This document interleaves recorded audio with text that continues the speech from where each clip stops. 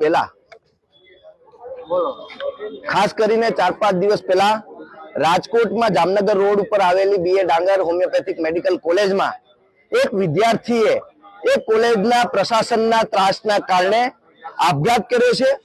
આ કહી શકાય કે એક સમગ્ર શિક્ષણ જગતમાં ખૂબ દુઃખની બાબત છે અને આ બીએ ડાંગર કોલેજે અવારનવાર વિવાદોમાં આવતી હોય છે।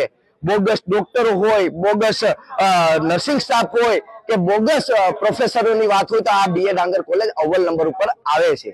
ત્યારે ભૂતકાળમાં જે 18-19 ની જે એક બેન્ચ છે કે એના વિદ્યાર્થીઓને જે એડમિશનો થઈ ગયા હતા, એનું ભણવાનું પૂરું થઈ ગયું, ઇન્ટર્નશિપ પૂરી થઈ ગઈ હતી, છતાં આજ સુધી એની ડિગ્રી નથી મળી કારણ કે એને એ વર્ષની પરમિશન નથી।